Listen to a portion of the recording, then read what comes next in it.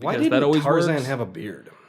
Because he was English. The English can grow beards. Can they? I don't know any know. English people. Yeah, no. Man, this is going to offend somebody. I know Hey, Australians can. if you're in the UK, send us your beards. Welcome to Monsters and Multiclass, your weekly Dungeons & Dragons fix.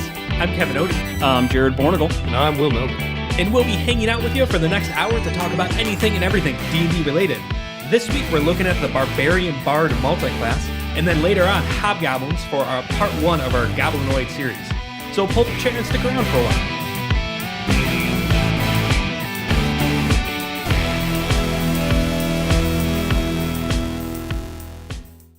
All right, so this week our multi-class is the Barbarian Bard, which I'm sure we'll come up with some clever name for besides Barbarian. Barbarian, yeah. So a Barbarian class is mainly a melee-focused, with its main class feature being its Rage ability, where it can increase the damage it does, take less damage. Then we have the Bard, which is a full Charisma spellcaster, which uses the power of music and spoken word to cast spells. The multi-class requirements are Strength 13 for the Barbarian and Charisma 13 for the Bard. Let's go ahead and get some first thoughts. Kevin? I think it has potential. Usually when you hear Barbarian with a full spellcaster, people have a tendency to kind of shrink away from it. But I think you could get enough here where we could make something work. So before you get into that, why exactly do people shrink away from a full spellcaster Barbarian? Because the main Barbarian feature of Rage, which increases their damage, and then their subclasses give them various bonuses while raging and all that. You can't cast a spell or concentrate on a spell, which is a big problem if you have a bunch of cool combat spells you want to use. Usually Barbarians are attempting to rage every combat. Mm-hmm. They get a lot of rages. So, Will, first thoughts? It's got potential. I see both of them as potentially quirky combination together. Like Kevin said, the spellcasting is a bit of a bummer, but I always insist that bards are not full spellcasters. They're basically just off-brand warlocks. And Not even remotely true. More importantly, every time we bring up warlocks, you're like, they're the only full spellcasters. well, that's mostly true. I mean, they are still, at the end of the day, full spellcasters, but the thing that separates them from a lot of other full spellcasters is they do have a lot of melee potential. Mm-hmm. There's a couple of their subclasses that specifically rely on the melee, and I think those we'll find are pretty good when raging. My first thought is the fact that if you want a lot of the Barbarian class features, this thing's going to be extremely mad. Multi-attribute dependent for anyone who doesn't know. So their armor comes from, or can come from, their, dexterity and constitution plus 10? Yeah, they're unarmored defense. Right, and to get that, they need to not be wearing armor, of course. But when you're already trying to get strength up to 13 and beyond, because that's going to be your main thing that you're attacking with, and then charisma at least 13, it makes it pretty difficult to get your AC anywhere that's legitimately great. But barbarians still get medium armor, so they at least have that. Do bards... So there's always something that's kind of tricky with multi-classing, which is the class you go into first, you get everything that you get at first level. But when you go into another class, like Barbarian into Bard, you might not get absolutely everything that a Bard gets. You don't get all of the proficiencies they get. If they get, let's say, light armor, then you're not going to get proficiency in that, potentially. I don't remember what the exact ones are for this. In the player handbook, there's a multi-class section, and it says all that, which I'm actually pulling up. Yeah, but I know that right if you now. go... So Bard, you get light armor, one skill of your choice, one musical instrument proficiency of your choice. Perfect. But I do know if you go into Bard first and then Barbarian... Man, these names are too close together. It's mouth pudding.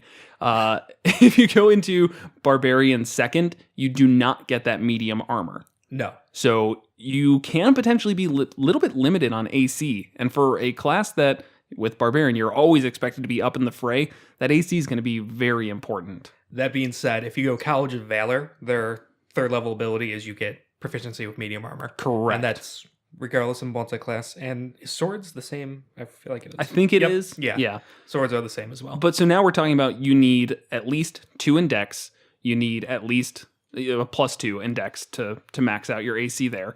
You need 13 in strength, 13 in charisma. If you want your health to be good at all, you need some constitution. The only stat that you can dump is wisdom. And that's pretty rough. And intelligence. And intelligence. You can yeah. always dump intelligence, That's even true. as a wizard. Yeah, no, you're right. So that's 2. So you need 4 out of 6. That's actually pretty horrible. That is. That's like the worst part about this combination already. That being said, though, if you're not too worried about AC, you could also dump dexterity. That's true. Do it all strength based. We'll put in medium armor so that you don't get the +2 to it. I wouldn't have a negative dexterity modifier. Just go for 10 plus 0. So with that, you could also potentially get a shield. Barbarians can use shields. They Right. just can't use their two-handed weapon, which I feel like a lot of times barbarians are known for using a great axe, great sword, whatever. But there's no reason that they couldn't just have a one-handed weapon. You're just kind of losing out on what makes barbarians great, which is their ability to take huge hits and their ability to dole out huge damage. Right. But then you add in a bunch of versatility of the bard. And support. Yeah. Yeah, I guess I was counting that in versatility. And even ignoring we'll come back to the spell casting because obviously that's really big to talk about. But you'll get bardic inspiration where at level 1 you get in, it's a d6, and I think it equals your charisma modifier. How many you get? Why isn't it pulling up? That doesn't matter. You get a certain amount of them, and you could, as a bonus action, inspire someone and they get that dice, and then when they could add it to ability checks or attack rolls and stuff like that. It is equal to your charisma modifier. Yeah. Does it come back on a short rest? Long rest. Long rest, right. At a higher level, level you 5, do... I think. Level 5. Font of Inspiration, which is Yes. at level 5, you get them back on a short rest. Right. So, And you could dole out bardic inspiration while raging. It's not a spell. correct. And it's a bonus action. And so raging goes away if you haven't taken damage on that round or given damage. So you always kind of need to watch that, but it's a bonus action to give bardic inspiration, so you could give that and still attack. All right. So, mechanically speaking, it sounds like a lot of these, like College of Lore, College of Whispers, College of Glamour, like all of these ones really aren't going to be too great mixed with Barbarian. How do you feel about that? With College of Lore, it's cutting words. Okay. It's really great. That it's another use of your bardic inspiration. You could roll it as a reaction for like an enemy attacking you, or an enemy's ability check, and you subtract your roll from their roll, which Right. is really great. And I know you guys hate grapplers, but Super do. I hate grapplers. it's the Barbarian, or I'm going to, in the tradition of the Polluterer, I'm going, instead of Barbarian, I'm going to say Barbarianard. Okay. Barbarianard? Barbarianard. Barbarian. Okay. I'm open to other really terrible ideas, but right now I think I'm going to double down on Barbarianard. I like the nard part. Yeah, same here. Barbarianard? All right. Maybe we'll shorten it to just Nard.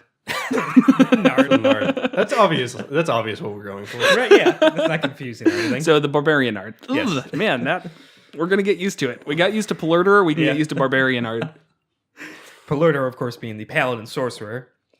Most people call it the sorcerer, but we prefer Polluterer. So, Right. Yeah, College of Lore.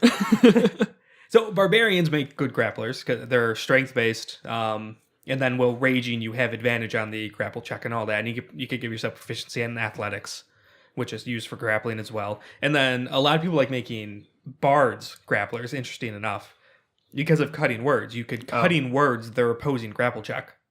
Yeah, but you could also cutting words like literally anything else. I mean, I guess I'm not seeing the purpose in that. Like if you were going to try and use a hold person, let's say, isn't that much better to use your cutting words on that If you're over grappling a grapple? the held person, you've screwed combat. No, I'm saying why would you bother grappling? What benefit are you getting No, compared that's a to- much deeper, more philosophical question. The answer to which is there's not really a reason to grapple 99% All right, so if you of the grapple time. somebody, their speed drops to 0. Right. And that's about it. And Yeah. you could drag them around for half speed. But you could also, as an attack action, try to trip somebody and knock them prone. And so if you grapple them and their speed is 0, and then you attempt to trip them and knock them prone, you still have them grappled. Their speed is 0, so they can't stand up. So now they're stuck prone. You're also prone. No, though. you're not. You're not? No. You're thinking of the grappler feat, where you could take an attack action or bonus action, whatever it is, to try and pin them. Okay. And you apply the restrained condition, which gives them disadvantage in every attack, and advantage on every attack against them, but it also applies restrain to you. Yeah, that it was honestly, I think it was kind of an oversight because No, go ahead. Finish that thought. yeah, because without feats, you can. So it's all in the player handbook, like the special type of attacks you could do. And there's a shove attack where you could either knock them back 5 feet or knock them prone. And it just takes one of your attack actions. So if you have 2 attacks, you could. And then grappling also just takes one of your attack actions if you have extra attack. So you, let's say you're level 5 barbarian and you have 2 attacks. Your first attack, you grapple them and it's successful and their speed 0. Then your second attack, you shove them prone. And let's say the roll's successful, you cutting words that, they're now stuck prone. And everyone could gang up on them and beat them up. That's the key of a grappler build. Is getting them prone. Yes. Okay. That's actually not entirely unrealistic. In real life, like multi-people combat, the goal is to knock the other dude down and then all your friends beat the shit out of him while he's on the ground. And I can accept that, definitely. But you know what we don't have in real life? Magic. Yeah. So, I mean, we're still just, I feel like compared to a hold person or something, it's like you're talking about using a lot.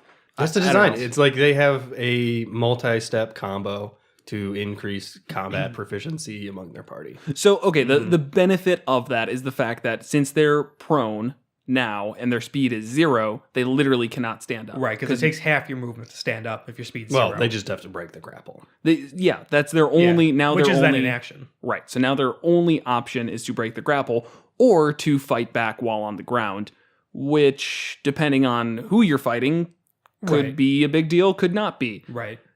So, yeah, obviously, like a hold person's going to be more powerful, but Right. that's limited. And extremely There's no resource limitation on this. You can do this Except 5 for- times a fight if you needed to. Yeah. Yeah, except for possibly cutting words, but if you really want to get kind of cheesy with it, raw, you could do this to 2 people at once. How? Free hands, man. Free hands. Yeah, I mean, you just need a hand free. You could grapple. So basically, like, you grab them by the shirt collar and you lift them up and slam them to the ground and keep a foot on them, and you do the same thing to another person. And then you just don't carry a weapon ever. Sure, yeah. I mean, you're the grappler. You're basically a wrestler. Okay. Like mechanically, I I knew you hate guys it. weren't gonna like but that. No. flavor-wise, I've always loved it flavor-wise. Right. But it's kind of like Whips Nettington. It's not fun. It's like an alright idea, but now we're relying on the other melee combatant, because otherwise you're giving disadvantage to every one of your ranged attackers, unless you restrain them as well. But that's needing the grappler feat, you were saying. Right, and then you restrain yourself, and I haven't looked at this feat in a while, but then I'm pretty sure you also can only do it on one. It's really kind of a garbage feat. Yeah. Okay. It was, I think, really So throwing that Oversight. out, you're knocking them to the ground. When they're on the ground, anybody who has a ranged attack is going to have disadvantage. So you better really hope that you're rolling this type of class when you have somebody else who can capitalize on it, like a paladin, who can then, potentially get that crit because they've got advantage or just do a ton of damage as well. Right. But, it still brings up the question of, are you not just better off smacking it with a great axe? depends on party composition. Yeah, I depends on guess. party. But Actually, I would say this entire multi-class depends on it, even ignoring the grappler builds. Usually I like to say, don't worry about party composition. You'll kind of make it work. With the Barbarian art, it's kind of when I would say it's really dependent on. I'll jump into that when we get to spells, though. Oh, but I was excited about it now. Well, then I have to talk about spells. Well, we can talk about whatever we want, Kevin. It's our podcast. Oh, yeah, there's no rules. Yeah. Wait, somebody's going to send us angry fan mail? You guys broke the format. Yeah, you were talking about the melee capabilities, then you switched to spells. We haven't even mentioned flavor yet, guys. No, not yet. Yeah. That's in my back pocket. One other thing with prone Wake we me haven't up when we mentioned. get to The prone creature has a disadvantage on attack rolls, too. Okay. So you're kind of That's somewhat beneficial then. limiting them. Also, the grappler feat, I just looked it up just to double check. There's another bullet point with it. You have advantage on any attack roll against a creature you have grappled. So that's kind of decent. Yeah, because then you can grapple on your first attack. Then even without getting them to the ground, you're at least getting advantage on it. Right. That ignores our Barbarianard, though. Barbarianard? Yeah, that's what Barbarianard. Barbarianard. You're pulling out like the third syllable on barbarian. That's too many syllables, maybe. That's kind of the point. That's kind of the point. It's supposed to be terrible. Okay. Because, polluter didn't have too many syllables. So then lore is good if you're just doing like a 3-level dip, it sounds like. They do get bonus proficiencies as well. Bards overall, you're not competing with the 5th level extra attack, which you'll run into that problem with other melee classes. If you're going 5 and 5, then at some point you're kind of wasting a level. With this, Valor Bards get it at 6, right. But at 5th level, you can still get your level 3 spells, and you can get the short rest Bardic Inspiration reset. So level 5 in Bard could actually be worthwhile. Yeah. Barbarian scales pretty linearly with, in my opinion, a bit of a drop-off as they continue on. So I don't think you're losing out on too much. You lose out on brutal criticals, and it's level 20 ability, which is pretty good. You just increase your strength and constitution by 4. Can go over the up to 20 cap. Yeah. Which is insane. Yeah, I mean, that's cool. And unlimited rages. And unlimited rages. That's it, level 20? Yep. Okay. Yeah, before that you have 6. Oh yeah, on the table it's just like unlimited. 6 is a lot of rages. It is. Well, it depends. It depends what type of campaign you're in. For how we play it is, because we don't do the 6 to 8 encounters a day. But if you kind of follow that Aya's written balance, and you're doing 6 to 8 encounters a day from the beginning, starting out with 2 rages is really limited. Starting out with 2, yes. But I would really like to find somebody who... Okay, so let's say we go up to 15 in Bard. And in Barbarian, sorry. You would get 5 rages. I would think you'd be pretty hard-pressed to find a situation or a day when you need to rage 5 separate times. Yeah, that's true. And not just be fine on one of those encounters. I want to know what those sessions are like where you're doing 6 to 8 encounters a day. Yeah, Nobody is. Yeah, I guess technically it's... To be fair to that, it's not 6 to 8 combat encounters. Right. 6 to 8 resource draining encounters. Right. So needing to, scale up a 90-degree angle and so that your wizard casts fly. That's an encounter. Yeah, bypassing a trap. Yeah. Right. And taking some damage from it. A lot of those things don't involve rage. So once you get to 15th level, you got 5 rages. Really, those are just there for if something drops you out of rage. If you don't make an attack or don't get hit by something while you're raging, you do lose it in a turn. Sorry. So if you go a turn basically doing nothing, then then you lose your rage. So that's just saving it for those times where you might need it to, might need to rage again. So I don't really think we need to view rage in the later levels as a limiter, especially the ability of unlimited rages, because then, I don't know, I'm just going to be raging all day, I guess. That's what level 20 is about, being mad forever. Wait, no, it still goes away when you fall unconscious, so... Okay. Only when you fall asleep do you ever calm down as a level 20 barbarian. I can see that kind of making sense. There's a couple subclasses for the barbarian that ignore going unconscious, but then at 15th level, we get persistent rage, which I'm pretty sure means that you can only drop rage if you fall unconscious. Yeah. Correct. Yeah, or if you want to. So even at that, we're saying that unless you fall unconscious, you're fine. Now, as usual, we're talking about the mythical level 20 that nobody ever plays at. But, I think reaching for that, you're still going to be pretty good if you stop at a certain point with Barbarian and go up to 5 in Bard. You're losing out on that scaling. But I don't know, man. I think the 24 strength is kind of dope. It is, but I just don't care that much about +2 on rolls. It's cool, but it's not like... It's not just the +2, though. You also get the +2 to your health. It's 40 more health. Yeah. And this is really not mechanical. This is looking at the numbers on your sheet and being like, wow. Numbers big. I like that. I mean, you have the strength and con of ancient dragons. Mm-hmm. Which is really badass. It's just mechanically not that important. But I like that capstone a lot. I'd be sad to miss it. No, I won't say it's a bad capstone. We're talking about the multi-class. Right. You're going to miss it. This is not can we just build a monoclass barbarian episode? Oh, man. We could probably retool the special level up suggestions for 20, level 20 to add a multi-class feature. I'm sorry, what? So there is a thing in the DMG after your players hit 20, you get the concept of levels, but Oh. it's just like now you own a castle or now you're immune to fire damage. Right. Like the Paragon levels. Yeah. Yeah. Something like that. Now you have 1 level in Bard. That's totally a thing. That I just should think be it'd a be thing. kind of. I That, don't know. that gets once you hit that, you've totally broken the balance in your game, and like Lord help you Yeah. as a DM. Yeah, seeing as we've, gotten to level 17 before, and we're like, oh, this is really, really hard to balance, and we kind of feel too strong. I miss level 3. Yeah. I would be hard pressed to go, we're at level 20. You guys just saved the world. Everyone, take a level in whatever you want. Just let's go Yeah. ahead and multi-class now. That's when you throw your party into the 9 hells to go take out the devils or whatever. Right, it's time to destroy Asmodeus. Basically. Guitars blare in the background. I'm going to dip in the that's robe. That's the Barbarian Warlock coming up in 2 weeks. Ooh, Yeah. I'm excited for that one. You're such a warlock nerd. It's the best class. It's so the lame. only full caster.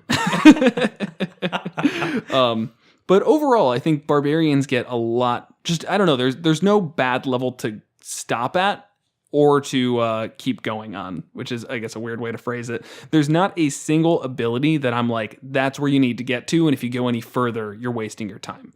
They're pretty consistent throughout. That being said, at least getting a 3 I Oh, think is pretty yes. important because Yeah. you get your first primal path, and those are really solid. That's where you could get the bear totem, where when you're raging, you're resistant to all damage except for psychic, which is just insane. Baronard. Oh god. Or the ancestral guardian. I said it right. Nice. Okay, it's been a Yes. couple weeks since then. Weeks, months. Yeah, it's been yeah, months since I the don't know. ancestral The barbarian. ancestral guardian. No, that's a throwback to like episode like 2 and 4 or something like that. Yeah, look back at our really, really old episodes back in like November 1st. Then there was a couple barbarian ones there, and I'm not the best at making words sometimes. And Enunciate. Yes, enunciate. I've been working on it because of this podcast actually. But yeah, Because everybody keeps thinking I'm talking about incest, and Yeah. it's getting old. I kept mumbling ancestral guardian, and I kept saying ancestral guardian. It's the weirdest guardian. Yes. So that was a big joke for a while. Oh, I love my sister. It All is right. getting too much. But yes, the ancestral. Yes. The first one you get at 3rd level, that's when you're raging, the first person you attack for a turn, your ancestors like swarm them, and then they get disadvantage on anyone they attack that's not you, and if they attack anyone else, that creature has resistance to the damage dealt by that attack. So it's a really good way. It's kind of actually makes a tank. Yeah, I would say it's the closest you can get to a tank in D&D. Yeah. Where And then you pair that with like Sentinel and yeah. it's the closest. Okay, I say that's really an overreaching statement. You can do a lot to make a tank in D&D, but this is a very good way to get that immediately tank feeling where you are hitting something and now it only can attack you, or you are taking damage off of your friends. So Right. that's good. Yeah. I like that one a lot. I also It's- like the Spirit Shield. Overall, I like the Ancestral Guardians. It's a solid one. It's a very good protector. It's a good tank, yeah. Yeah, Spirit Shield, what was that one? Oh, you could reduce damage by 2d6 Mm-hmm. if someone's within 30 feet of you. Yeah, and so that kind of goes along with the Bard class, mechanically speaking, because it is a bit of that support role where you're like, yes, of course, you can do your melee stuff, you're doing damage, but overall you are helping people out in whatever way possible. So you've got your healing spells, but you're not really going to be able to use those in combat because you're raging. Yeah, which you generally don't anyways. It's usually always better to Take- kill the thing and then heal up after. Yes. Unless someone's down and you need to get them up. Yes. And in that sort of emergency, it might be worth dropping Rage for anyways. Mm-hmm. But that comes back to what I was saying about party composition. So I guess we'll jump into spells because that's obviously a really, really big part of this because spells are really one of the big things that define the bard. So since you can't concentrate well in raging, you probably want to avoid a lot of concentration spells, a lot of combat spells. Go for a lot of out-of-combat utility spells. Mm-hmm. Because remember, combat's not the only pillar in D&D. There's... Oh God, he forgot them. This explains the last couple sessions, Kevin. Hey. No, the role-playing and exploration, the social and exploration. Right. And having access to spells that you could use while not raging could do a lot in those, or you can avoid encounters altogether. Like Right. if you're lore bard and have magical secrets and take fly or whatever, you might be able to avoid an encounter altogether because you multi-classed and you now have fly. Versus, I mean, that's kind of, I guess, the ultimate efficiency in combat. Because Right. you did this, you actually don't even have to fight the thing. Yeah, no, I'd agree with yeah. that. Or just, in general, bards get pretty good spells for like charm person. Yeah, exactly. Yeah. Yeah, a lot of social things. Yeah, suggestion, charm person, a lot of manipulative stuff. Mm-hmm. I kind of like the idea of College of Whispers bard with a barbarian. Yeah, they have. First of all, their first level ability works well. You could add 2d6 psychic damage to a target when you hit it, and you could do that while raging. So you could up your damage, which is really nice. And then the stuff later on, like Words of Terror, you could frighten people, and they're kind of flavors about manipulating and intimidating and stuff like that, which could be very bardy, and you pick the spells that go along with it. This is and Batman. Kind of, yeah. And then you put it with a barbarian. What? And so they're like the brute force, like The College of intimidator. Whispers is Batman? Yeah. Oh, okay. Words of Terror they did this in like the Justice League. Batman walks up to the bad guy, just you can't even hear what he says, and he walks away, and the bad guy's like huge eyes, and like I'll tell you whatever you want. It's like, what Batman do? He was part of the College of Whispers. They literally stole this from Justice League. Well, I'm glad they did. It's a really cool feature. Yeah, it is actually. Yeah. So yeah, you have that underhanded, manipulative intimidator who's Mhm. now also this brute barbarian. Right. I think that fits really well. Yeah, okay. Intimidating people with your strength and stuff like that. That's fair. But what was I saying? Spells. Spells. I got sidetracked.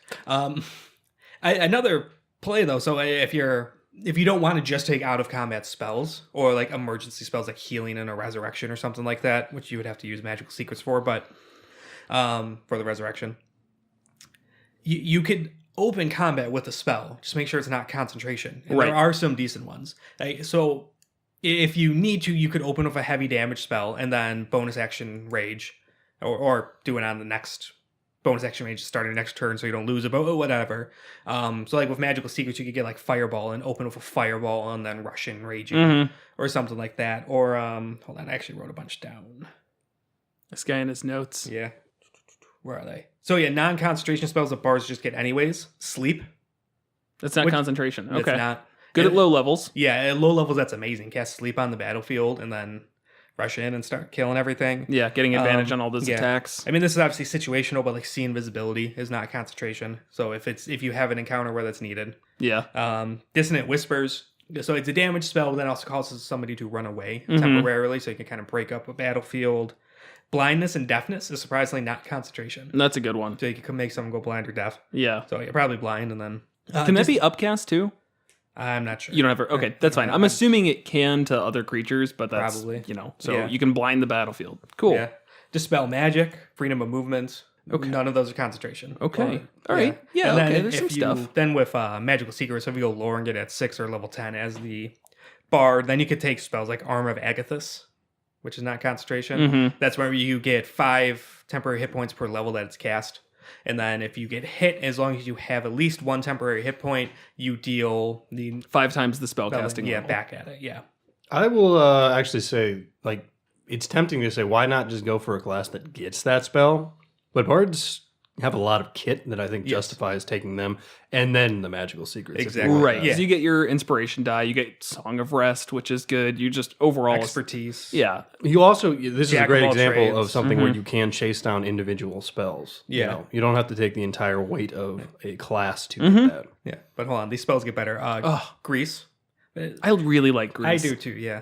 Not flammable. Not Always remember flammable. that. No, that's very important. Let's talk about that for the next 20 minutes. So grease isn't flammable. Thoughts? Yeah, it's not flammable. If you cast a fireball on it, nothing changes about the situation. But should it? Should grease be flammable? Well, in real life, or Yeah, real life. I prefer if it wasn't, to be honest. Yeah, that would be useful for it. Caused a couple accidents. so. No, grease is really nice. I think that's just a really easy mistake that a lot of people make. Grease is flammable. That's pretty big AoE, isn't it? Grease? 10-foot square. Yep, which is pretty good. That's not bad. For It makes first it level difficult spell. terrain and creatures go fall prone. And yeah, no concentration. It just happens. Mm-hmm. Who remembers the scene in The Transporter where he knocks over a barrel of used motor oil and then fights them in that?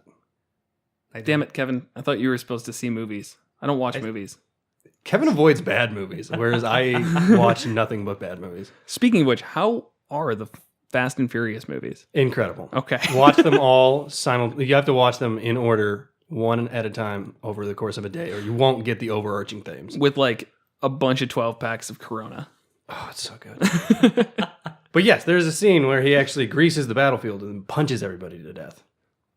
Okay. So as a barbarian, You could, what is it? A barbarian art. yeah, Barbarian art. Fighting in the grease. Unless you're going the totem path and you take bear. The Barbarian art. Barbarian art, yeah. I like that. Thank you for the advice, Kevin. Yes. More spells though. Mirror image. Okay. That's amazing. It's not concentration. It's not. Mirror images, you make 3 duplicates of yourself. When someone goes to roll to hit, you have to roll a dice, and I don't remember the specifics of it. I don't have it up, but it's like a D6. And It starts off where it's like it's a DC of like 15, and if they beat that, then sure they can attack the proper one, and it if like not, they hit a mirror image and it disappears and the DC decreases. Yeah. So it gets it easier and easier. Yeah, so it makes it hard to hit. Yeah, but it's a good one. No, it really is, Yeah, especially for not concentration. right. Spiritual weapon, death ward. Spiritual weapon. Huh. Yeah, just an extra. But it is a bonus action. So So Did we discuss this? Can you bonus action? The No. answer is no. No, so you would need to do this over 2 turns. First turn, you bonus action cast your Spirit Guardians, and then maybe your spiritual weapon. Spiritual weapon, and then maybe you cast a cantrip. And then next turn, you rage and do whatever you wanted to do as a barbarian as you're in position. And you now have a spiritual weapon that can go around swinging hammers. That'd be really good flavor-wise mixed with Ancestral Guardian. Because, you know, spirit weapon, that just seems to fit, right? Yeah, this is Right. my dead uncle has a hammer now. Yeah. that's not like death ward is an 8-hour thing where if you have it up, if you hit 0, you go to 1 instead. You could cast on someone else. What level is that? That's pretty high, right? I don't think so. Because I got that Did these as in- I have that in my cleric spellbook, and it just It's a little... not dying is great. Having an extra spell slot at that level. If it's like 3rd level, then I that's think it's pretty hard to 3rd. justify. A 4th. 4th? yeah. I mean... Yeah, the question is, I think I'm also on board with the kind of leaning more barbarian bard. So getting these Yeah. spells is a little bit tough. No, that actually brings up my other question that I was going to get to was, does it make sense? We were talking a lot about going far into barbarian, not so far in bard, to switch that. Does it make sense to go 15 in bard and 5 in barbarian? Maybe less than that, but I think it could. It's as long as you have the strengths to back it up. It's not like barbarians start hitting that much harder as they go up in level. right. But you do As get long to as a you point get where extra you attack. you start to have more spells than you know what to do with, and not enough rages to last you the day. Is what I'd be worried about. If you go for Which the isn't barbarian dip, that's never necessarily a bad idea. They have a lot of kit up front. But the problem we discussed with rage, and that's why we're reading this list, is it really screws up your spell casting. And as a high level bard, you really want your spells. Yeah. So that actually might be a good case for it, though. These high level ones, you cast them, go into rage, and then that's how you play it. I just don't think you get enough front loaded on the barbarian to really make it worth it. Yeah, I would say up to 3. Your primal path will give you something, but first level we're talking about rage, which if you're a full spellcaster probably isn't going to be used that much. Unarmored defense, which we already talked about, isn't that great. Reckless attack, not bad, where you can give yourself advantage on melee attacks on this turn, but attack rolls against you have advantage until your next turn. Okay. And then danger sense. You have advantage on dex saving throws against effects that you can see. That's good. That's absolutely great. But that's probably the only one that makes me think like, oh yeah, I'm glad I took this class. Then 3rd level, yeah, you get potentially, based on the path you take, something good. But almost all of them have to do with when you rage, you get this. Right. So it goes back to adding just the versatility, where and that goes back to your party composition. So if you're focused on being a bard, and then the other members of your party are a wizard and a druid and a warlock. It's like, all right, maybe I should what the hell? Well, that's a common thing nowadays where people are saying, "Oh, don't worry about party composition; just make whatever you want." And I think that's generally good advice. But you may find like you keep getting completely screwed in melee. So do a 3-level dip into barbarian. You get your rage. Do the bear one or the ancestral one to help with tankiness. All right. So I think this is a good time to segue into the role playing.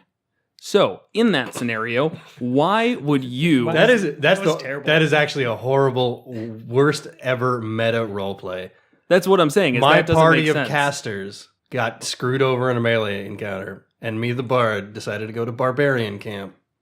Right. So that's Or start lifting weights. I don't know what the process is. right. And if you are in that scenario where you started off with trying to be a bard and then you realize, oh man, we suck at melee, you're probably not going to have a high strength to start. And you needed Right. to have it at 13. So we're talking about using one of your ASIs most likely to get up to that. And it might even take you longer than that. It might take you to level 8 until you can start thinking about doing this because you're like, well, I'm not going to go into that. It's something that you need to plan from the start, in my opinion. Otherwise, you're going to have not just a suboptimal build, but like a really dumb build where you're like, I can't do anything that I actually want to do well.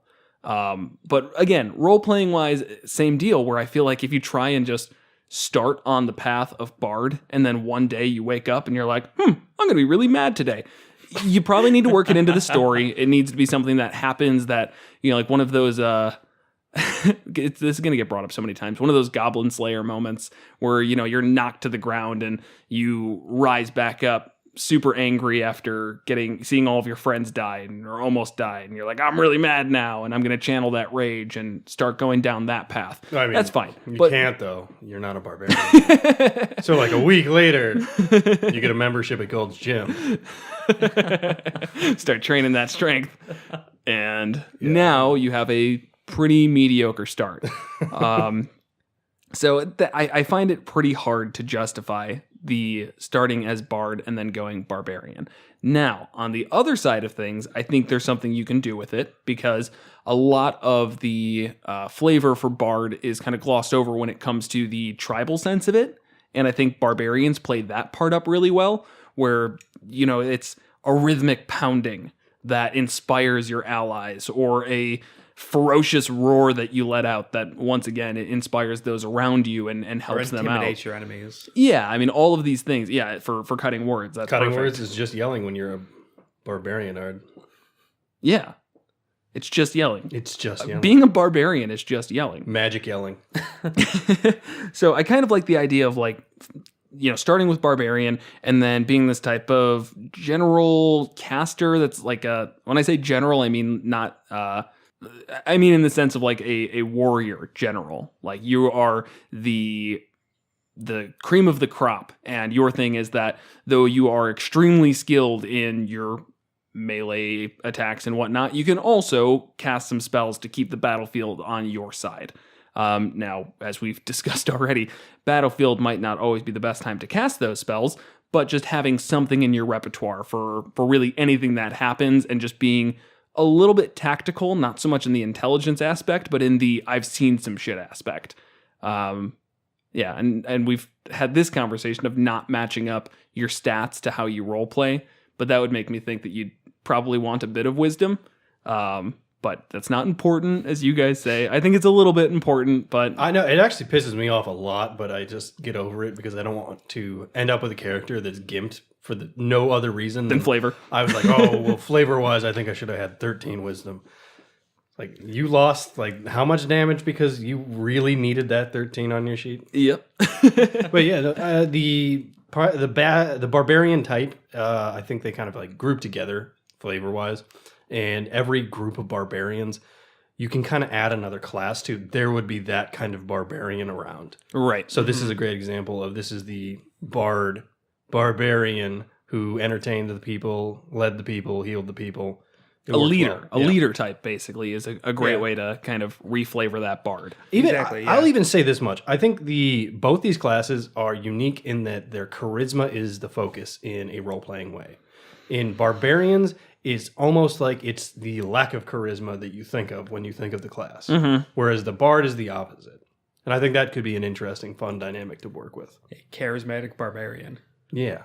It's the exact opposite of what you expected. No, you're right. Usually the barbarian walks in and they, I don't know, are in a loincloth and they walk into a bar and put their axe into the host, just like normal stuff. But that's the funny thing about the barbarian is you end up being the party face when you shouldn't be. Right. Because everyone's like, who's that huge guy wearing a loincloth? axe. Like, no, let the bard take over the conversation. Now you can kind of do that. Right. So You're like, do you have any quests for us? Because they have to grunt still. may I play you a lovely song? What would a barbarian ard play, Kevin? You know this. I don't think they would. Oh, Or wouldn't? if anything, drums. Drums. That's the first thing I thought of too. They just walk around with a full drum kit. Guys, this battlefield's not big enough. I can't set up here. But that does bring up the good point. A lot of people assume bards have to play an instrument, and they don't. No. There's a lot of ways to flavor bardic inspiration other than playing a lute.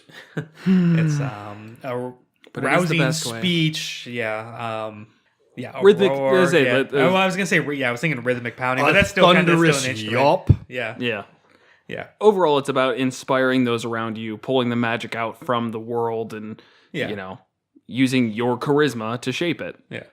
Yeah. Yeah. So- In terms of other roleplay reasons, you could have like the kind of barbarian that lives out with the tribe and they get separated and they end up in a civilized culture where they are trained in the arts and Ooh, a stuff Tarzan like that. almost Yeah, type, pretty type much. deal. Yeah. I was thinking more like a circus bear. That was a different episode. Of Tarzan? Or oh, wait. Maybe. The books get weird, man. There's like 30 of those things. After a while, Tarzan goes to Mars. Really? Yeah. Well, once he leaves the jungle, there's no stopping him. No, there's like the first one that everybody knows. He, born and raised in the jungle. The second book, he like goes to civilized society and beats up people on a boat. But then it really goes down the like modern day like Jack Ryder series type stuff where it just gets really out of hand, where he's like a secret agent and then he's going into lost cities and then he goes to Mars and it's like, who the fuck did this? Tarzan, man. Yeah. Trying to remember the author's name, but it's not important. Either way. So you're saying he's good at a lot of things.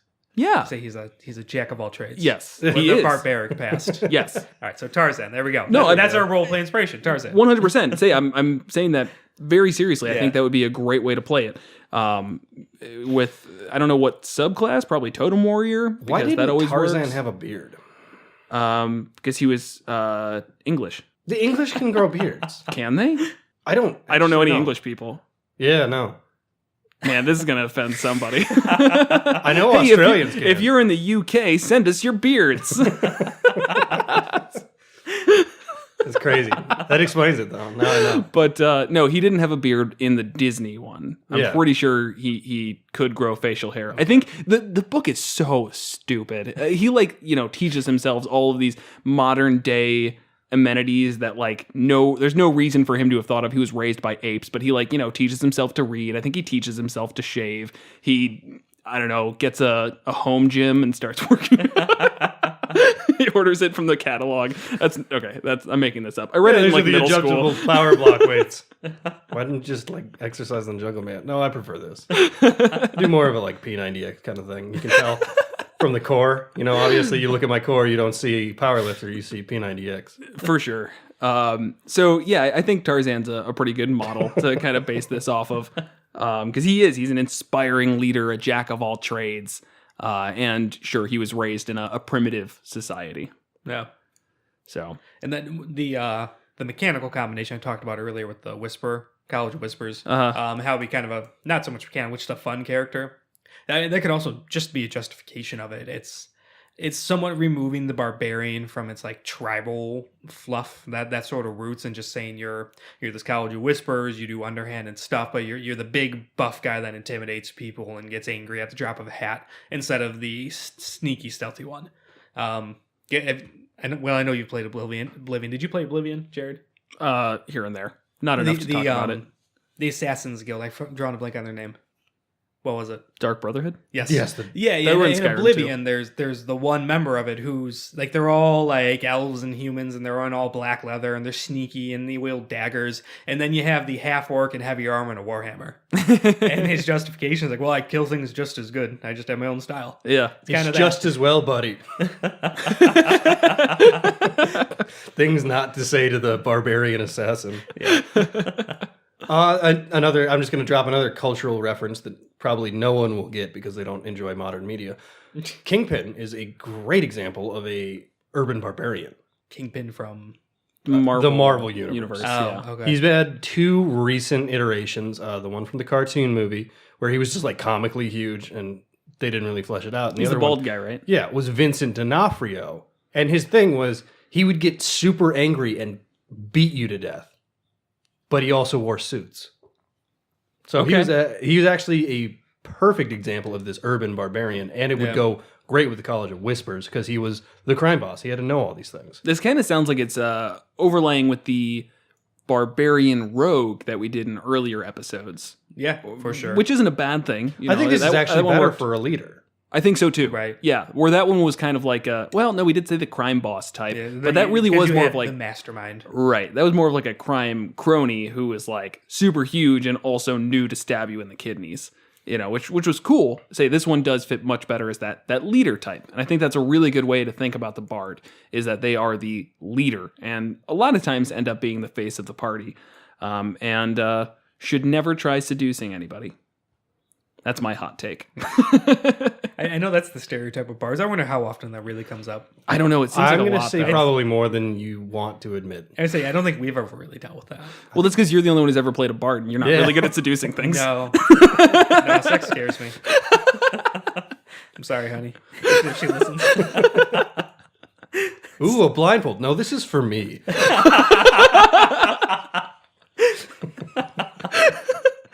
All right. This has gotten pretty personal, hasn't it? Yeah, the whole kid thing's gotten confusing then. Oh God. Kevin is That went off not. the rails quick. Yeah. Kevin is not a barbarian hard. No. Okay, so I think this works though. I think there is some ability to kind of trap yourself in the multi-attribute dependency, but Right. if you break that dependency, then you come out with something that can be pretty cool flavor-wise and pretty versatile. I think is the number one thing. I really think the biggest trap you're going to fall into is thinking that you can start as a bard. I really don't think it works well. I don't think we came up with any of those. I am kind of with you on that. Where Yeah. you're mainly a barbarian, dip into bard. It's a decent way for a barbarian to get some spells for versatility's sake, plus some support stuff like cutting words or bardic inspiration, Right. Without 100% gimping your health either, because you still get the D8 instead of a D6 from like a wizard or something. We didn't even really talk too much about College of Swords or Valor. It doesn't really matter. They College of just Swords is slightly cool though, improve because it. like their blade flourishes. Right, the You blade can use well raging. Yep. And I need to say I don't think there's much that needs to be talked about. You're right. We've talked Yeah. about the College of Swords a lot, to be honest. But you get a fighting style, which is cool. And if you want to flavor yourself as like the dual wielding and ignore the shield, just fuck the AC. You can have 2 weapons. That's kind of cool. You get to add your proficiency or your ability modifier to the damage of the second attack. That's nice. Blade flourishes are cool. Defensive flourish, slashing flourish, mobile flourish. I actually really like the idea of the 2-weapon, having 2 axes, slashing flourish, so you're hitting multiple people. Right. Yeah, That's pretty cool. Yeah. So, and I think that one is kind of it really goes well with that leadership role because you're just you're the absolute badass on the field who just your presence alone makes your allies inspired to fight with you. And that's pretty cool. Yeah. But the big thing is, we did say this, you probably want to duck out before you Fifth end up level. with the extra attack. Yep. 5th level is the max. And I really think in general, you should probably keep that in mind when you're doing Barbarian, Bard, 5th level for Bard. At most, you can go a little bit further depending on the subclass, but I think that's probably a good stopping point. Max of 7 if you have one that doesn't give you an extra attack. Yeah. All right. Any other thoughts on this one? No. I give this a B-. I think a B- is fair, but I'll say a B. I don't want to start grading these. No, I know. That's why I We've added it. never graded these. I give this a 6.75 out of 10. Yeah. All right. Moving on. Sure. No, let's just move on. Just cut that, Kevin. Self-promotion time? Sure. All right. So, before we move on to our monster of the week, I just want to remind everyone that you can follow us on Twitter at monsters_multi, and also to subscribe to us wherever you can, leave a review on wherever you can. And overall, if you have any monster requests or anything that you want to talk about, feel free to tweet us or it's really the best place to do it. But you can also email us at monstersandmulticlass@gmail.com. We're also on YouTube now. That's new. Oh, yeah. Right now, it's just all podcasts are uploaded there in video form. It's just a static image over the logo. I'm sorry, you can't look at our handsome faces. But yeah, I don't know if I want to go down that road. No, I don't. Setting up cameras of all this, Get but out of here. we'll probably do miscellaneous videos like we were talking about doing. What was that? The encounter challenge? or Yeah, whatever? the DM encounter challenge where you buy one of those mystery boxes and open it up and make an encounter out of it. We're actually going to be doing that today, and it'll probably coincide with this release if we time that correctly. Yeah. So yeah, if you haven't seen that, which why would you? Just check that out on our YouTube, which I'm sure is Monsters in Multiclass. Yep. Yeah, we did a good job of finding a name that wasn't taken by anyone else. Oh yeah. All right, let's move on to our monster of the week. This week, we're taking a look at the Hobgoblins, mainly in Volo's Guide to Monsters, where there's an entire section on the Goblinoid races, goblins, bugbears, and hobgoblins. This is going to be an at least 3-part series. We're starting with hobgoblins because we want to, and it was recommended to us by... Oh, no, I don't remember who. Kevin's going to look that up. But I think it's called It's Maddie Games or something like that. He's a pretty big Twitter dude. He's cool, I think. So Maddie Games. So Maddie Games, yeah. Follow him on Twitter or something. Either way, thanks for the recommendation because this turned into a whole thing once we realized how much stuff there was behind hobgoblins. I normally, in the past, have played hobgoblins as meaner goblins, a little bit smarter. And looking at the actual lore behind it, I realized that was just completely off. Hobgoblins have their entire society centered around war and just brutality and power. And I think that I haven't done them the justice that they really deserve. So I'm excited to get into this because they're just really cool once you look at them. So I don't even know where to start. There's so much.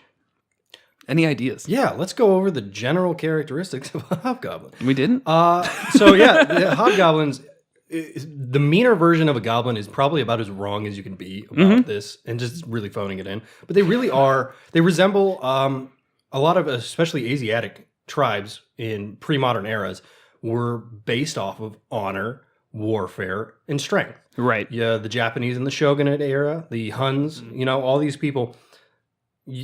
from the outside, like especially say like if you were being invaded, you saw them as brutal idiots. But the reality is they had a culture that was very different than yours, and you didn't want to be on their bad side.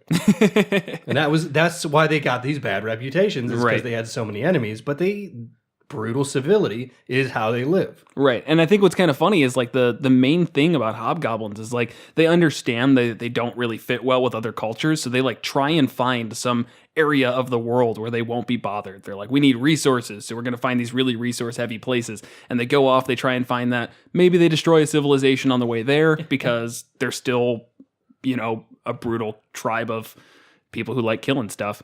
But the point is, like, once they are in their little area, they kind of keep to themselves for the most part from how they're described. But they do build up like actual civilizations here. They even have like a picture in Volo's Guide to Monsters that shows their like war camps, and it's not what you would consider to be or what I would think of when I hear war camp. We're talking about castle walls. We're talking about setting up like legitimate spikes in the ground in order to fend off enemies and place vantage points in order to attack. And again, there's a lot of intelligence here that I feel like is glossed over. And maybe that's just by me. I don't think we've ever had hobgoblins be a huge focus, but usually it's like, okay, these goblins are going to be too easy to fight. They're led by a hobgoblin, but I don't really think that's the way it's going to be used 99% of the time if you're using them correctly. Hobgoblins do gather goblins into their armies, but it's usually like they're just controlling them to get whatever they want out of it. Right, yeah, it's usually not... You have a lone hobgoblin who is shacked up with a bunch of goblins and they go out and terrorize and pillage. It's like, yeah, hobgoblin...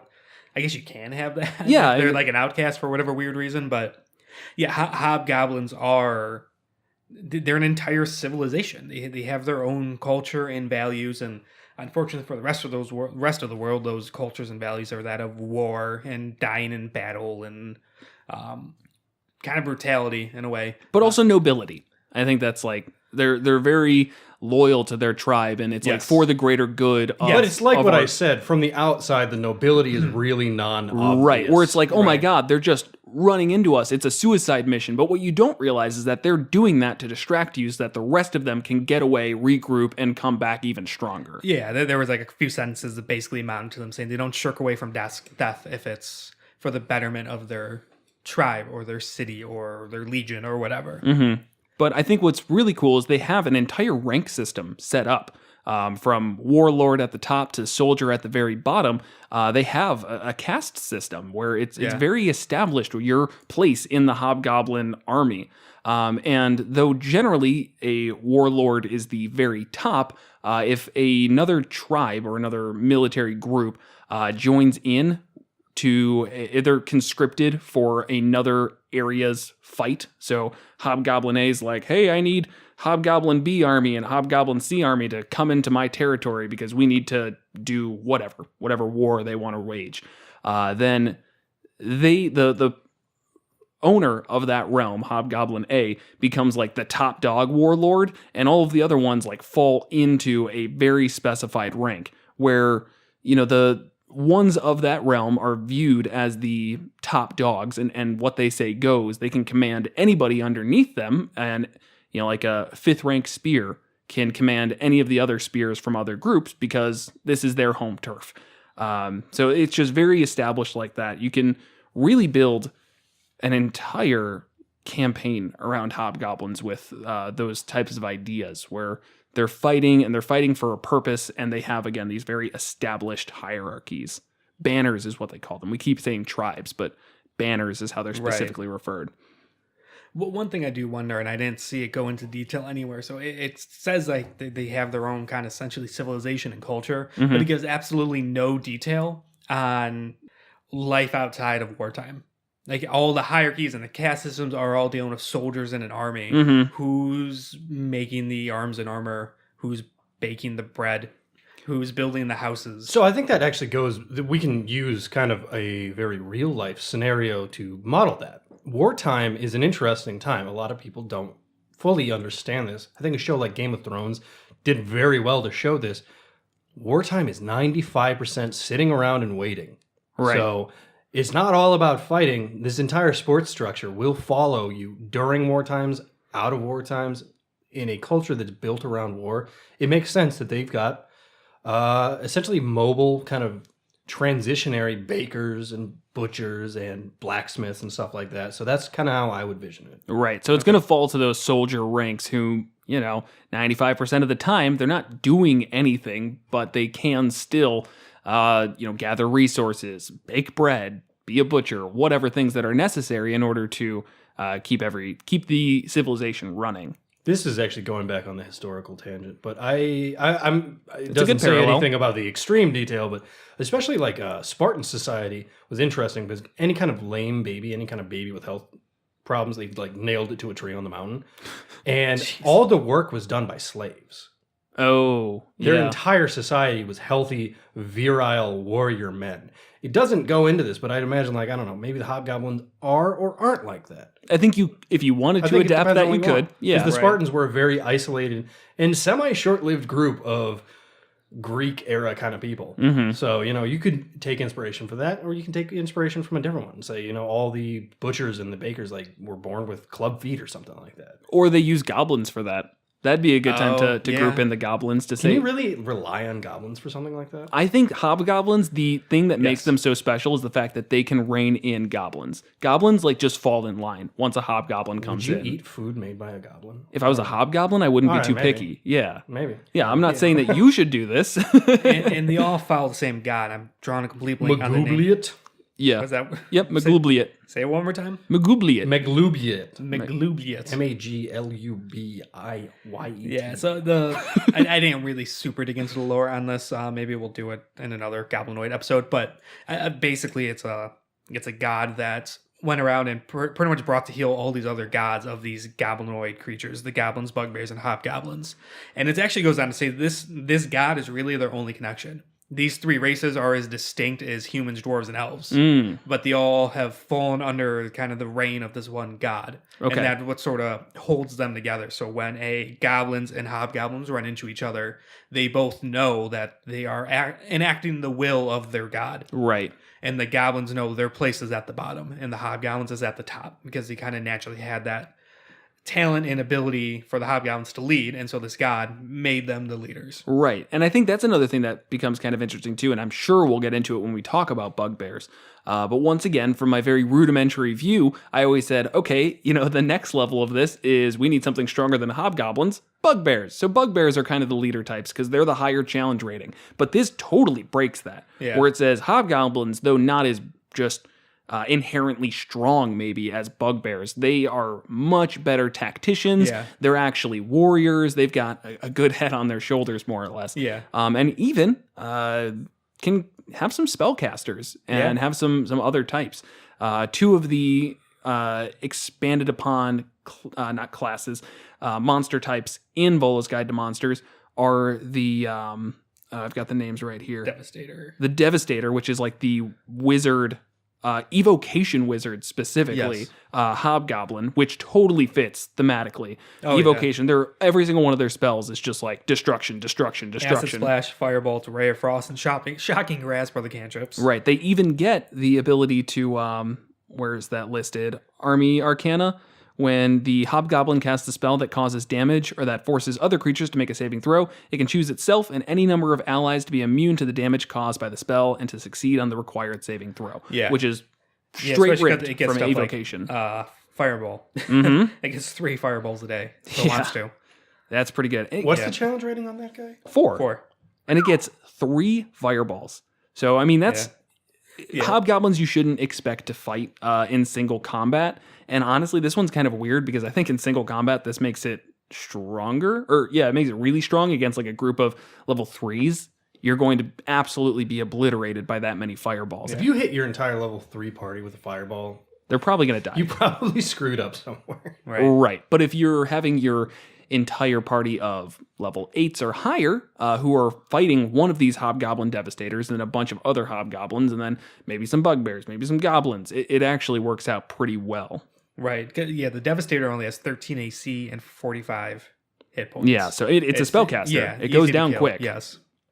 So yeah, it's everything that's going to stick at the back. But it's a 7th level spellcaster. Yeah. Yeah, and also Arcane Advantage once per turn. The Hobgoblin can do an extra 2d6 damage to it. Hits with a damaging spell attack if it's within 5 feet of an ally of the Hobgoblin. So that's a common type trait between all of them. This is the only one where it's Arcane Advantage. Then the other ones have Martial Advantage. It's basically kind of like a sneak attack. Yeah. But flavored in the way where it's just like bolstering from its allies. If a Hobgoblin hits a creature and the Hobgoblin has an ally within 5 feet of that creature, they get to add 2d6 damage. Right. And actually, I think it goes up for other ones. But yeah. Here's a question. This is technically, because of Volo's, a player class. This is the first monster we did that you could actually play as. Correct. So that actually... Shatterkai. They never actually added the Shatterkai, though. I think as a subrace. Oh yeah, I think. Well, okay. It's a subrace of elf. Okay. Right, but Hobgoblin is definitely a class or a race that you can play. So if you wanted to, they have some backstory on the Hobgoblin Devastator. They're identified at a young age with their talent for magic. They're put through grueling training regimens, and they're just taught how to cast magic. I mean, that's a perfect start. I mean, this isn't really where we go with these monsters of the week sections, but you could easily play a Hobgoblin who was trained to be one of these devastators and realizes like, oh my God, this brutal culture is just so uncivilized. I need to go, make my own path. And that's a very good reason to play one of these. And a lot of times I'm not going to be the person to say, go play a monstrous race. I don't really love them. But Hobgoblins, I feel like, are the one of these races that you could probably get away with being in public. And if you're traveling with a group of people, you're not immediately killing people. People are going to be weary of you, but they're not going to immediately run and try and kill you. No, if you're not immediately killing people you see on the streets, you'll be fine. I think that's pretty true for most races. Not with a goblin. Yeah, like if Well- you play as a goblin, show Oh, up in yeah, I would town, chase people a are going to chase you out. goblin. Yeah. Right. Yeah, because I mean, Yeah, the it all hobgoblins, depends. they're not particularly monstrous looking. They pretty No. much have the size and proportions of a human. Right. Live as long as well. I would even signal that they are probably better looking than the average orc. Yeah. Half- Yes. I was gonna say, yeah, in a realm where half orcs, tieflings, and dragonborn are just like The norm. normal. Well, well, not the norm. yeah. But like, They exist. Yeah. like a hobgoblin, I think would be just as likely to be able to Right. peacefully exist. Bugbears and goblins kind of do fall outside that little range, though. Yes, because they're So- known as being brutal and cruel. Though I will withhold that for bugbears until we actually talk about them more. Yeah, I guess I've not read in detail. We might be. Totally wrong there. Yeah, So like we're I'll hobgoblins. cut that conversation. Hobgoblins, I could understand playing them, but I would be very hard pressed as a DM not to play up the aspects of you are an outsider. People are weary of you. Yeah. I think we phone that in every single time. Do 'Cause we? Everybody likes to play their weird little fun race and class combo, but like the average shopkeeper probably is not comfortable with a tiefling. We stopped doing that. I don't Like know. for the most part, Oh, because we haven't had a tiefling. yeah, we haven't had a tiefling in a while. The most crazy thing we've had in a while was a tabaxi, which is, they're weird. And I think I was the DM at that time. I'd occasionally be like, oh, never seen one of your kind around. But overall, they're normal. I'm not gonna lie. They're- Like you look at the tabaxi, they're giant cats. Yeah. It's really hard to be racist against a giant kitty cat. You're like, oh man, you're great. Come here, tell me a story. Look at his big paws; they're so cute. But yeah, I mean, I think in general, like I think it's a cool way to play it. You should. I wouldn't shy away from the outcast mentality of that and needing to Right. gain people's trust in a little bit longer of a sense. But that goes away with time. Right. If your reputation precedes you, people are going to know and talk about the group that travels along with the caster hobgoblin, which I'm sure most people have never heard of before, but you've heard about the good deeds they've done and things like Right. that. So it doesn't need to be the focus of the campaign, but it's probably going to come up before the groups really establish themselves. Right. Yeah, and the hobgoblins definitely do have the disposition to be able to kind of fit in a bit with society. Because Right. there's a little bit where it talks about where when even if they're fully loyal to like the hobgoblin cause, when dealing with outside races, their default position is polite and courteous. They even set up trading posts. Yeah. That's specified in here as well. Yeah. Or they'll trade outside. Yeah, it does go on to say if that politeness is not returned, things can turn brutal very quick. But Right. their default position is we will be polite and courteous and treat you with respect. That would actually be an interesting encounter to set up where your party is traveling through the wilderness of some sort and come across a goblin or hobgoblin trading outpost. And depending on how your party responds, you could really throw them into a situation they did not want to be in. Right. And that could be fun. Yeah. All right, let's talk about the other one. Yeah, of all so those. the other one is the Hobgoblin Iron Shadow, and this is the Shadow Monk Hobgoblin. So their big thing is they can attack like 4 times, 4 melee attacks, which is pretty cool in its own right. But they also have Shadow Jaunt. The Hobgoblin magically teleports along with any equipment it is wearing or carrying up to 30 feet to an unoccupied space it can see. Both the space it is leaving and the destination must be dim light or darkness. Now that is an action, so it can just kind of jump around the battlefield a little bit. But beyond that, it just has some pretty standard monk stuff, like a higher AC, even though it's not wearing armor. Its AC includes its wisdom modifier. And it also gets a little bit of spell casting. Nothing too crazy or very useful in combat, but there's some stuff. Yeah, but roleplay wise, these are the stalkers and the assassins and the they're kind of the ones who do the dirty work of the warlords and the leaders. They use also them- call them like a secret police force. Yeah. Yeah. They'll send them out to track and keep an eye on the target, assassinate somebody, and this could be both within the Hobgoblin army or outside of it. They're trained in secret. There's another one where they're identified their talent for it from a very young age, and they go through rigorous testing. And if they fail, they're just killed. Yep. They're so secretive about what they do. They can't kick you out and be like, you can make bread now. Don't tell anyone our secrets. They're Right. like, nope. Good try. That's actually Right. a really great try hard, edgy backstory for your Hobgoblin monk. If you're looking for it. Ooh, they tried to kill you and you got out. Yeah, they nailed me to a tree as a 4-year-old. I pulled the nail out and I walked all the way to civilization. When they found me, I was bloody, but I could kill. I could just kill everything And I was inside. adopted by a blind old man who made cupcakes and Waterdeep. Through his kindness, I learned how to truly hone the way of the Iron Shadow. That's perfect. Through the blind man who makes cupcakes. Yeah, they're delicious, but a little bit spooky for the Okay. cupcakes. Is he a master crafter? No, he was a baker. I said cupcakes. No, all the other stuff I did myself. Guy but- never had been in a fight in his life. He was blind.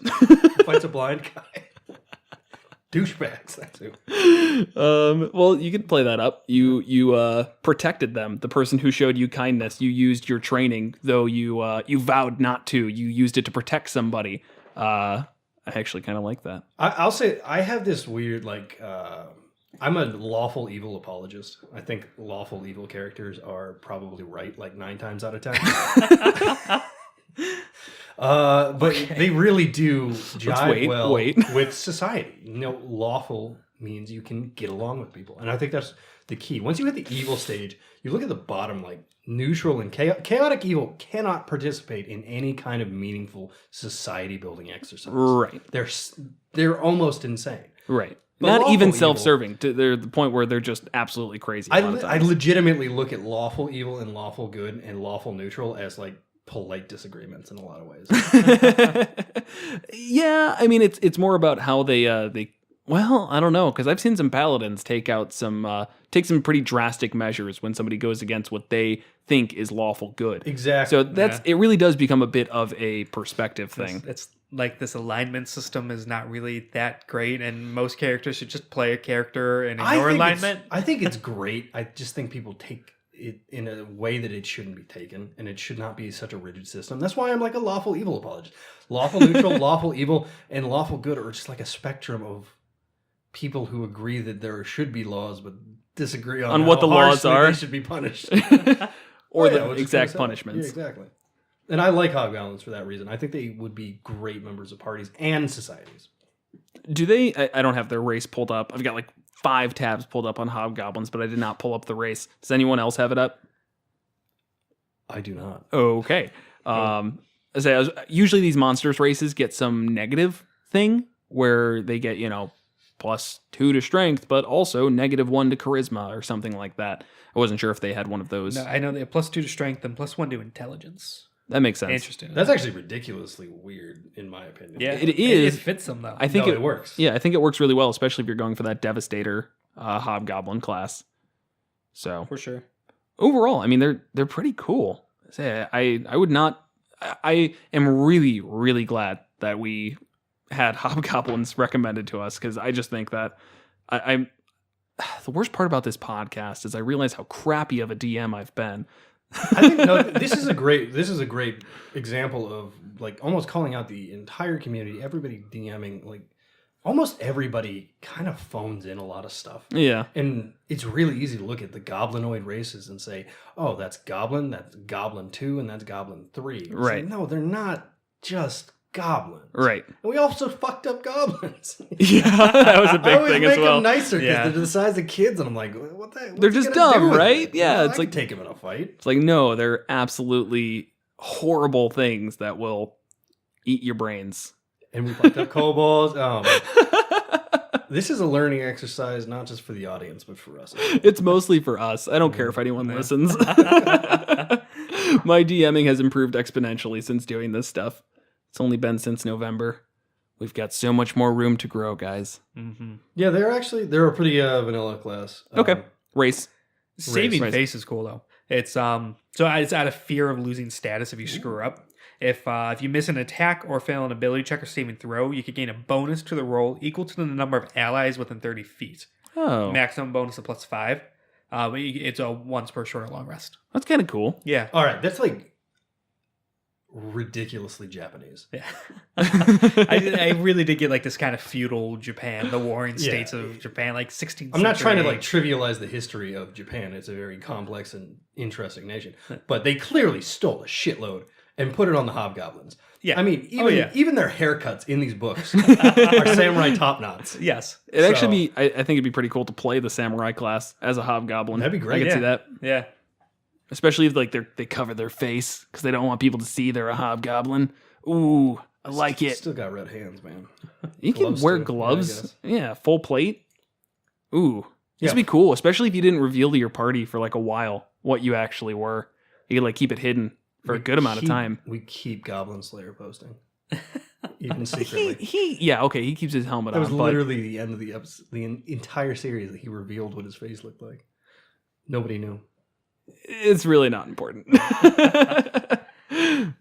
Briefly, we should probably talk about the 3 Hobgoblin stat blocks in the monster manual. They're a lot more basic. There's 3?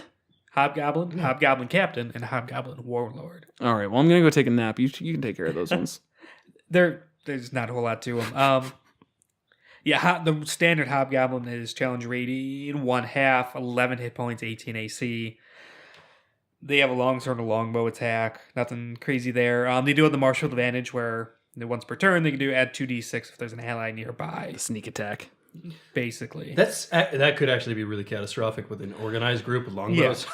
But what about does Hobgoblin, the actual playable race, doesn't get that, right? Correct. Okay, good. Because I was saying That'd that be insane. on top of a rogue would be a little dumb. Okay, but that's cool. Yeah. I think that actually makes them hit a lot harder Yes. than you'd think for a challenge rating 1/2. For sure.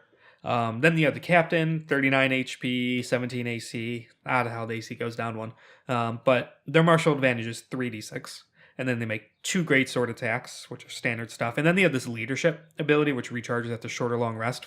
It's an action to activate it. Once it's activated for a minute, you can use a special command or warning. Whenever a non-hostile creature that it can see within 30 feet of it makes an attack roll or saving throw, the creature can add a d4 to its roll provided it can hear and understand the Hobgoblin. A creature can benefit from only 1 leadership die at a time. That ends if they're incapacitated. And so it's my take on that is you activate it as an action, but then it's just a free thing to do for a minute. Okay, that's going to be really important when we talk about the Barbarian Warlock. Talk about that later. I have a question to bring up that's not right now. It's a teaser. Everybody who's listening right now will find out in 2 weeks' time what I'm talking about. But now I'd like to hear about that Warlord. Yeah.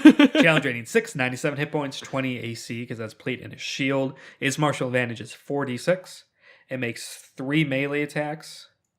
Or it can make 2 range attacks with a javelin. So it has a longsword, standard stuff. Shield bash is 1d4 plus 3, and it can knock him prone. It also has the leadership thing. And then it has a parry reaction, where it could add 3 to its AC against 1 melee attack that would hit it. Yeah, so you got a lot of versatility here when it comes to Hobgoblin choices. You can make an army of Hobgoblins. Oh, for sure. And it could be very, very cool. That does bring up the question of making army fights fun, but that's a different episode to talk about. It's not even a different episode, man. That's like a conversation that happened 30 years. There was that. It's a different TTRPG. That homebrew thing, I cannot. I have no idea who did it, so I'm really sorry. I cannot credit them.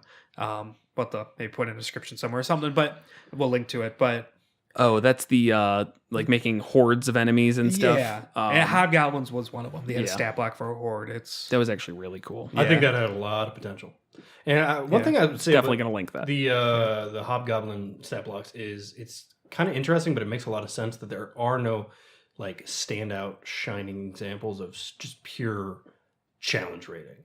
It's kind of really, like the Flind for the Knolls, where it was like the one thing that's like, oh my god, this surpasses all of them. Somewhat equal fighters, right? Just it's some very are linear, and you just got to throw numbers at them. Yeah, and it just some are a little bit more tactile, others are better leaders. These ones can cast Fireball 3 times a day.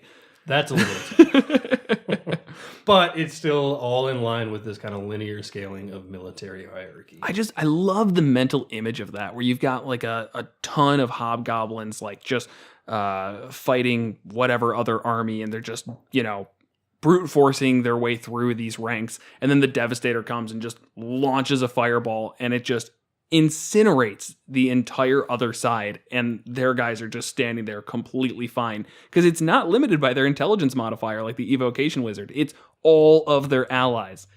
That's really it's so cool. We're just like right. Boom, entire battlefield just done. Yeah. As this guy just kind of not even stands in the back, just stands like in the center of all of this commotion. Just casts it down on the ground because he can protect himself too. Yeah. It's so cool. We keep going back to anime. In Full Metal Alchemist Brotherhood, Colonel Mustang, the Flame Alchemist. Yeah. And then near the end of it, when they had like the mannequin soldiers and they're like being swarmed, and he shows up, and this flame just wraps around the battlefield, darting in and out of people. It's picture pretty much that. Yeah. Pretty That's cool. basically it. That's really cool. Oh, we should talk more about Colonel Mustang and how he'd be the coolest character to play. But I think we're actually reaching our limit here. We're pretty far over an hour. All right. So yeah, that's Hobgoblins. Once again, part 1 of our Goblinoid series. I don't know when we're going to talk about more of them, but we'll find time. So yeah. Cool. Thanks for listening. Thanks for listening. Next week on Monsters and Multiclass. Join us next week as we discuss the Druid Rogue multiclass and the Orthon from Mordenkainen's Tome of Foes.